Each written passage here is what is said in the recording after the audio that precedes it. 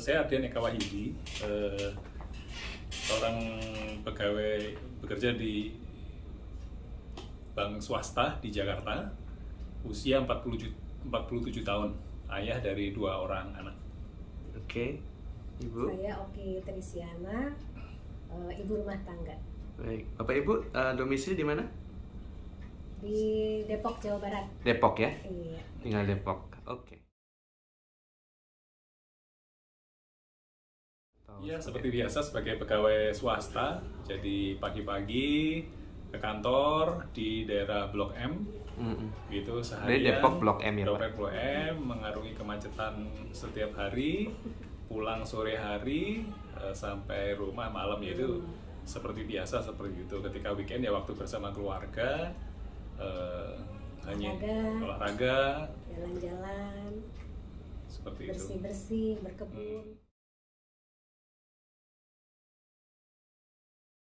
Ya, yang men-trigger saya untuk memeriksakan diri itu ketika malam hari, setelah sekian lama susah tidur, saya menyadari ada yang nggak beres dengan detak jantung, gitu. Jadi setiap hari kesulitan tidur, jam 12 gitu, hanya jantung yang saya dengar karena sudah tidak ada suara gitu. Tapi dari beberapa kali, ada beberapa kali juga tidak datar gitu, jeduk, duk, diem gitu, terus berdetak kembali gitu. Jadi detak jantung yang tidak berirama, yang kadang berhenti persekian detik gitu, ada apa namanya? Bikin kekhawatiran, kecemasan gitu. Nanti kalau berhenti terus gimana? Sebenarnya karena informasi-informasi di media sosial sih, yang ada kejadian beberapa selebritas meninggal mendadak, tidur kemudian tidak bangun gitu. Nah, ada juga orang tua temen lah yang berangkat kantor naik motor terus tiba-tiba jatuh di pinggir jalan, langsung nggak ada. Itu berkeringat ya. Terus kalau kayak olahraga, kalau yang berat misalnya bulu tangkis tuh nggak bisa lama gitu, 15 menit itu udah terengah-engah gitu. Jadi istri saya atau tetangga-tetangga yang seumuran jauh lebih di atas saya itu kuat 1 set 2 set gitu. Kalau saya 15 menit itu sudah selesai gitu. Iya. Kalau pulang kantor juga cepet capek gitu. Kalau sekarang kan ke kantor seminggu 2 kali, itu lebih capek daripada dibandingkan zaman sebelum COVID yang masuk kantornya tuh seminggu 5 kali gitu. Itu lebih kelihatan sekali beda. Udah terengah-engah. Sepertinya sudah lama, seperti kira-kira istri saya. Kapan gitu. itu? Mulai kalau sebetulnya kalau dilihat dari gejala-gejalanya, ditarik mundur ke belakang tuh sekitar 2018-2019 tuh sudah mulai ada gejalanya. Cuman makin berat setelah sekitar 1 tahun 2 tahun terakhir lah, makin parah gejalanya, sehingga terus kita bilang bahwa ayo periksa aja.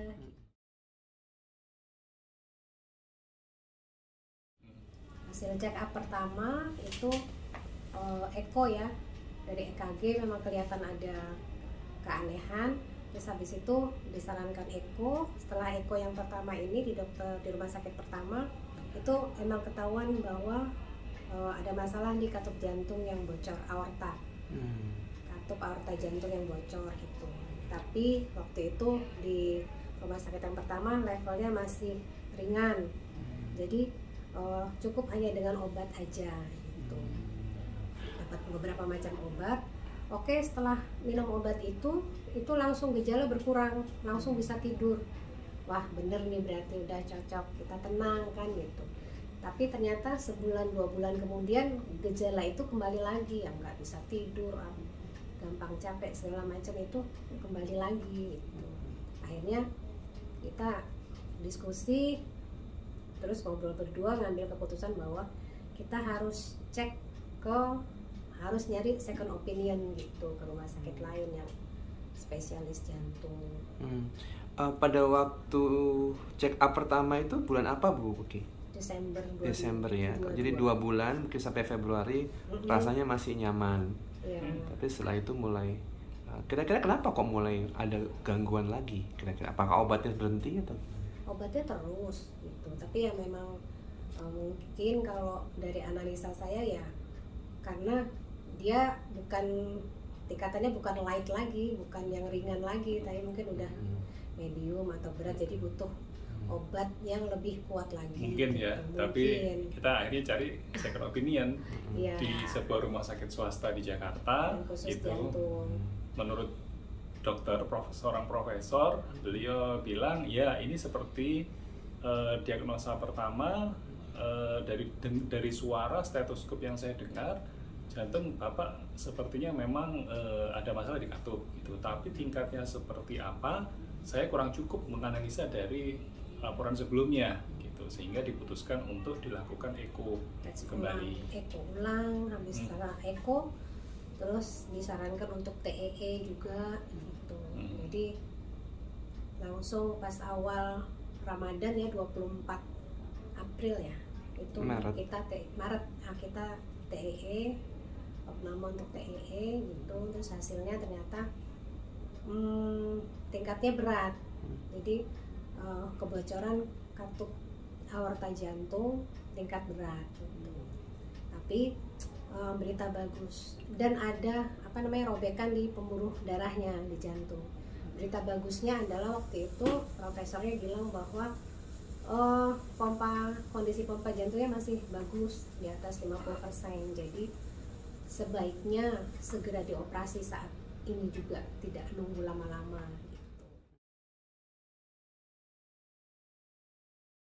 gitu. Betul. Jadi sebagai prosedur penanganan tindakan untuk operasi katup jantung, Itu harus jaringan lainnya juga diobservasi gitu. Salah satunya proses kateterisasi. Kateterisasi itu untuk mengetahui kondisi koronernya gitu. Jadi dengan pesan menurut dokter kita masukkan cairan untuk melihat, mengobserv. Kalau misalkan ada penyempitan, kita bisa sekalian langsung tindakan pemasangan ring gitu. Seperti itu. Nah, apakah langsung kemudian dipasang ring, Pak Ardian? Ternyata begitu, setelah kateterisasi dilakukan 2 kali ya, dari tangan kanan, habis itu katanya macet, dilanjutkan dari kaki. Terus setelah selesai saya dipanggil gitu, bahwa dikasih lihat data-datanya, gambarnya gitu, bahwa ternyata ada 2 koroner yang tersumbat, satu di kiri dan kanan depan kalau nggak salah, itu 75 dan 80%, dan terlalu besar atau terlalu lebar yang tidak bisa di-ring, nggak ada ukuran ring yang cocok, jadi harus bypass gitu. Jadi keputusannya adalah bypass pada saat itu juga ya. Nah, pada waktu didiagnosa atau divonis ada kutip harus bypass, apa yang disampaikan Bu? Ataukah harus segera operasi atau bagaimana itu pada itu? Iya, karena waktu itu jadinya ada 4 ya, karena harus ganti katup jantung, terus harus bypass 2 koroner, terus satu lagi yang PFO yang robekan itu, jadi disarankan untuk segera.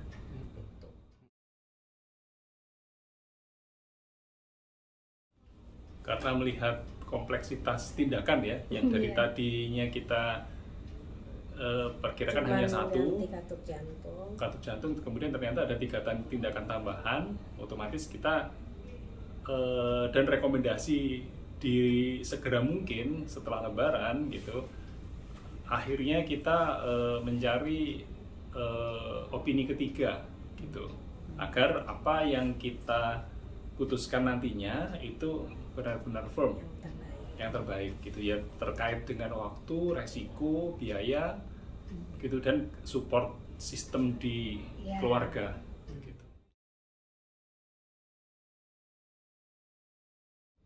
Ya, waktu itu kan pikiran kita bahwa ini udah gawat gitu kan, harus segera dioperasi gitu. Tapi enggak, kayak kekurangan informasi gitu. Ini sebetulnya operasi apa, seperti apa gitu, tingkat resikonya seperti apa gitu kan. Kalau di dokter ya udah kalau mau operasi dijadwalkan kapan, silakan ke admission gini-gini. Sedangkan kita takut gitu. Ini sesuatu yang baru, yang asing, asing, besar, gitu kan. Takut lah, gitu.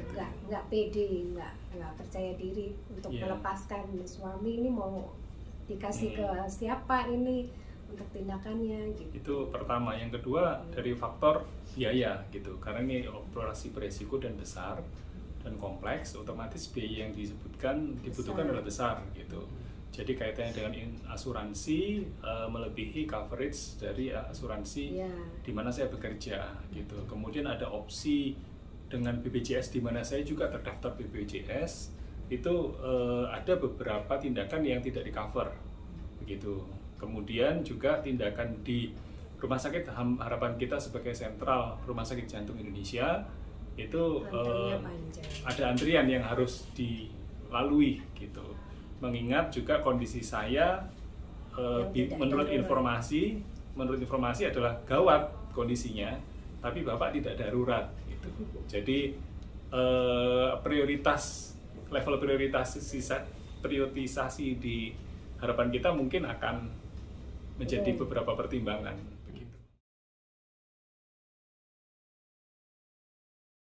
Ya, ada relasi kolega yang kita cukup capable untuk kita mintakan rekomendasi, kemudian kita diarahkan ke seorang dokter, Dr. Ferry Alfa ya? Alfa Ferry ya? Dr. Alfa Ferry, spesialis bedah torak gitu. Kemudian dari Persada Hospital di Malang, kota di mana saya juga cukup jauh sih, tapi lahir gitu. Jadi ada keluarga di sana. Karena dari yang tadinya saya cemas gitu atas operasi asing yang resikonya tinggi gitu, beliau menjelaskan, pertama membuat saya nyaman. Satu, jadi dijelaskan apakah barang ini, apakah tindakan ini, kenapa harus dilakukan, kemudian efek yang didapatkan apa setelahnya, begitu. Terus dan beberapa informasi lainnya terkait ini. Membikin kita itu kan namanya orang khawatir gitu. Ketika dokter itu bisa menggugurkan kekhawatirannya, kita merasa nyaman. Khawatir pertama keberhasilan, beliau bilang 97% pertama. Kemudian kedua, kondisi Bapak itu di luar biasanya. Karena biasanya pasien jantung datang ke saya, ke dokter, itu sudah dalam kondisi serangan jantung. Begitu. Sehingga perlu berbagai macam tindakan yang juga beresiko gitu.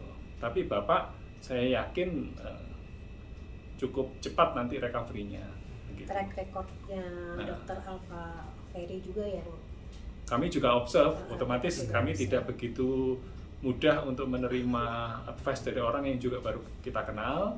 Kita buka websitenya Rumah Sakit Persada, kita eksplorasi siapa dokter ini, track record beliau cukup panjang gitu, karena ternyata bukan dokter Malang, tapi ya dokter dari Jakarta.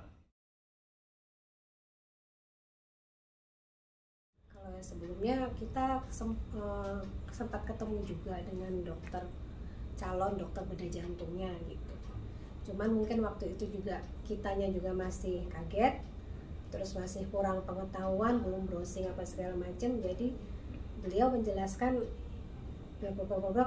nanti kalau mau bertanya silakan bertanya lagi gitu. Jadi kita belum yakin untuk menyerahkan diri lah gitu. Faktor ketika alasan utama kita terjawab, kemudian secondary reasonnya itu adalah masalah biaya gitu, kemudian support pendukung lainnya. dalam hal ini keluarga besar juga. Keluarga besar ya.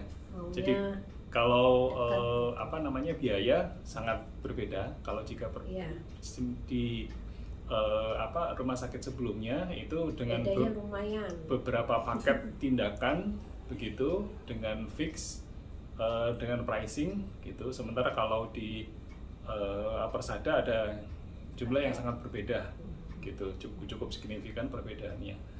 Dan juga ya itu, begitu setelah saya ketemu sama dokter Alfa Ferry itu langsung rasanya plong, rasanya firm bahwa iya saya berani untuk operasi gitu. Iya saya berani untuk menyerahkan, saya merasa bahwa saya menyerahkan suami saya ke tangan yang tepat. Baik. Dan satu lagi support sistemnya karena keluarga besar ada di Jawa Timur, di Malang begitu, sehingga mobilitas untuk jika nanti saya dalam masa recovery gitu mudah, beda di Jakarta yang cuman sendiri juga mobilitas juga terbatas. Iya. Gitu Macet dan lah, nyaman jauh. Iya. Berbeda dengan Jakarta, Malang gitu. Jadi akhirnya itu salah satu alasan pengambilan keputusan. Sambut dengan beberapa tim dokter juga. Jadi ada preoperasi itu dengan dokter jantung di lokal itu sebagai partner. Dokter jantung Persada.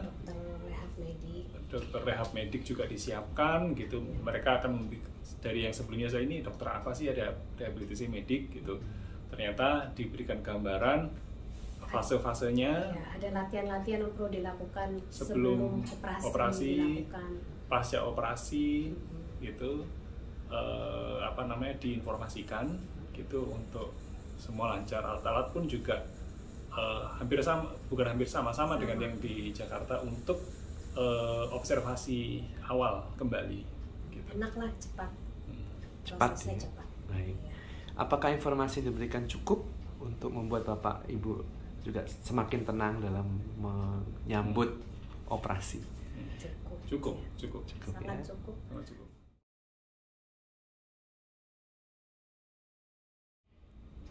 Kalau menurut saya bagus, menyenangkan, ramah, gitu. Tapi juga tidak mengurangi ketelitian, gitu. Ya. Masing-masing memiliki kapabilitas sendiri gitu. Jadi mereka yang di ICU gitu pelaporan per jam, per setiap waktu gitu, terus respon dari dokter jaganya. Kemudian ketika proses dipindahkannya pun ke sini juga cukup lancar gitu, ketika pemindahan ke sini, plus proses pendampingan dari dokter gitu ya cukup memuaskan.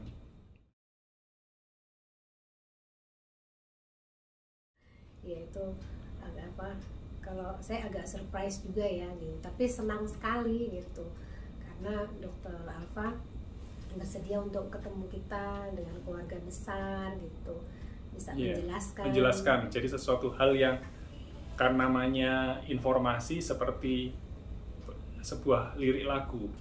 Ketika saya sudah menyanyikan pun mungkin akan lebih merdu penyanyi aslinya gitu. Jadi informasi yang sudah saya sampaikan kepada pihak keluarga yang mungkin mereka juga khawatir itu akan merasa lebih nyaman ketika disampaikan oleh seorang dokter.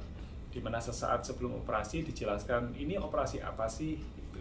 Emang kemudian setelah dilakukan operasi apa yang terjadi gitu. Nah, itu dijelaskan dengan baik oleh dokter Alfa ke pihak keluarga sehingga selain saya yang sudah nyaman, support system saya, pihak keluarga di sekitar pun juga sudah nyaman gitu dan ikhlas melepaskan proses itu terjadi.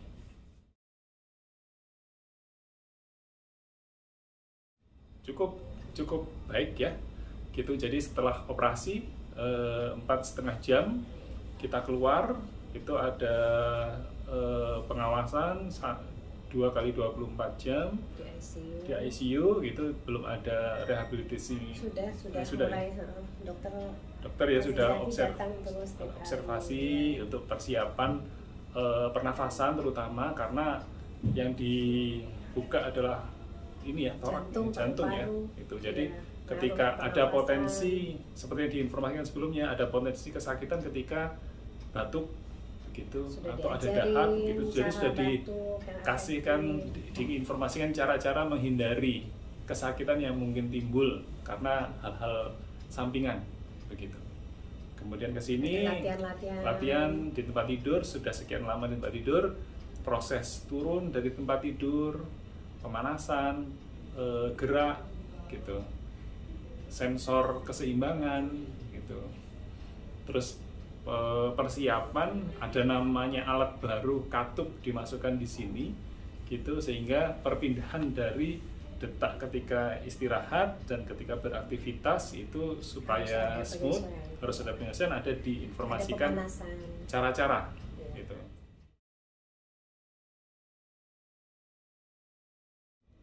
Iya. Bisa, Pasti. bisa sangat pasti gitu, karena saya di kantor, saya bekerja di sebuah bank swasta gitu, di mana terinformasikan dengan berbagai macam layanan kesehatan di luar negeri gitu. Kolega-kolega saya juga menginformasikan, coba deh second opinion ke Malaysia, Singapura begitu. Siapa tahu ada tindakan yang lebih relevan, lebih pas dengan kondisi Anda. Toh kamu terlihat tidak sakit begitu. Tapi ketika kita melihat Jakarta dengan